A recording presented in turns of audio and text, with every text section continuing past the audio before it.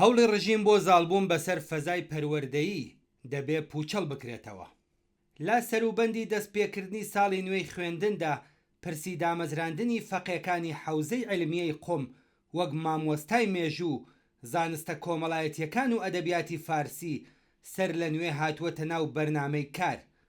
یەکەم کاردانەوە بەرامبەر بەم پلانە لەلایەن ئەنجومەنی زانستی مامۆستایانی زمان و ئەدەبی فارسی و ئەنجومەنەکانی زانستە کۆمەڵایەتی و مێژوویەکان هاتاراوە.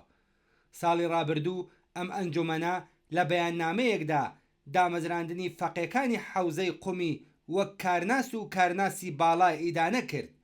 ئەوان دەڵێن دانانی دەرچوانی حەوزە لە پێگەیەکدا کە زانست و شارەزایی پێویستیان نییە، گرنگی زانستە کۆمەڵایەتیەکان و مێژوو زمان و ئەدەبیاتی فارسی کەم دەکاتەوە و متمانەی زانستی ئەو بوارانە دەخاتە ژێر پرسیارەوە.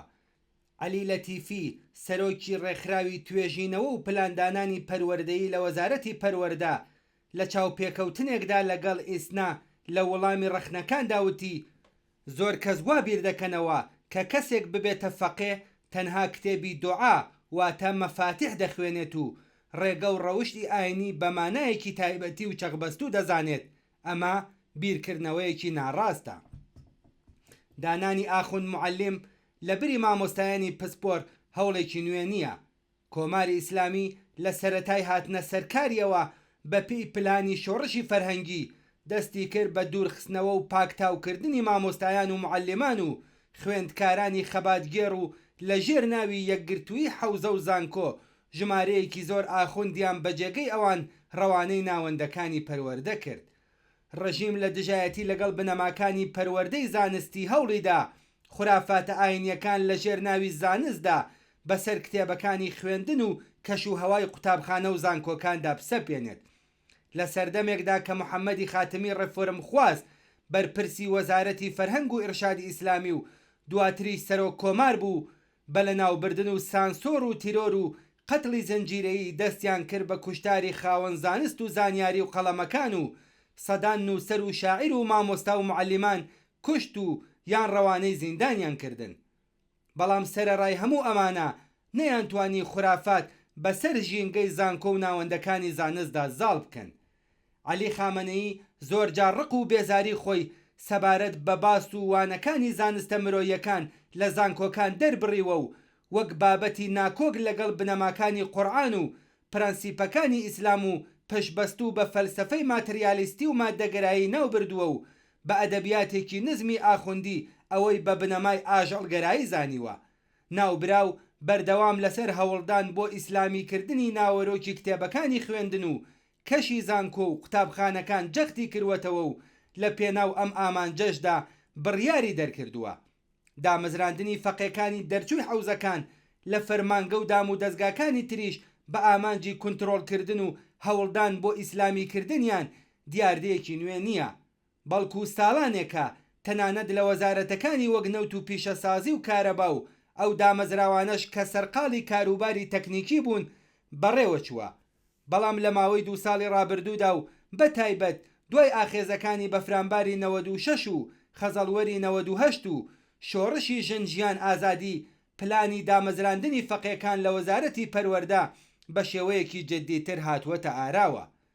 بەڵام کۆماری ئیسلامی سەرەڕای بەکارهێنانی هەزینەیەکی زۆر و ئەنجامدانی جەنایەتی بێشمار لەوانە کوشتنی ڕۆشنبیران و نووسەران و ئەشکەنجا، زیندان، دەرکردن و پاکتاوکردنی بەردەوامی موعەلیمان و خوێندکاران لە هەوڵی 46 ساڵەی خۆیدا بۆ سەپاندنی فەرهەنگی ڕزی و دواکەوتوانەی ئیسلامی بەسەر زانکۆ و قوتابخانەکان بە ئامانجی زاڵبوون بەسەریاندا لە ژێرناوی یەکگرتووی حەوزە و زانکۆدا لەگەڵ شکست و ناکامی بەرەوڕوو بووەتەوە.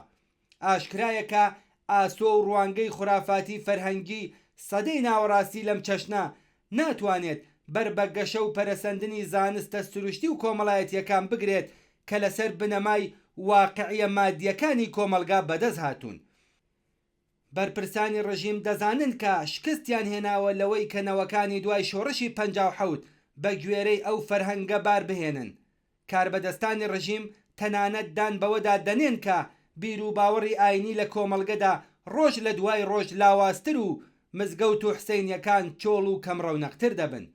ئامانجی کۆماری ئیسلامی لە پەسەندکردن و جێبەجێکردنی پلانی دامەزراندنی فەقێکانی حوزەی علمیە وەک کارناس و کارناسی باڵای زمان و ئەدەبیاتی فارسی، زانستە کۆمەڵایەتیەکان و مێژوو، جگە لە پاکتاوکردن و دوورخستنەوەی معلمانی شۆڕژگێر و پێشکەوتن خواز و دانانی ئاخوند معلم لە جێگەیان هەوڵێکی ئەمنیەتیشە بۆ کنترۆلکردنی هەرچی زیاتری فەزای ناوەندەکانی خوێندن.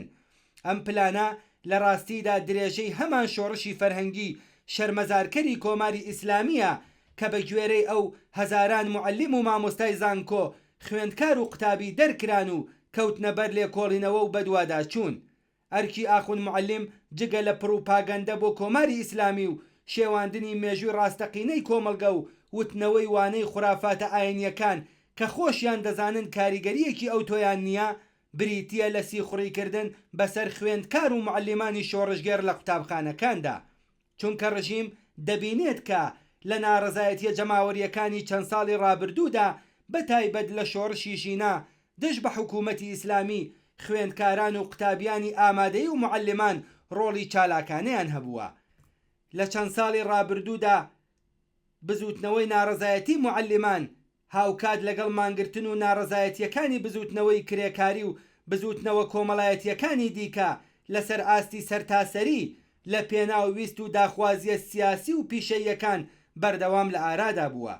هەر بۆیە بێگومان بوونی بەکرێ گیراوان و کەسانی سەر بە ڕژیم لە ناوەندە پەروەردەیەکان لە ژێر ناوی معلمدا ناتوانێ بربەدەنگی ناڕەزایەتی معلمان و خوێندکاران و قوتابیان بگرێت.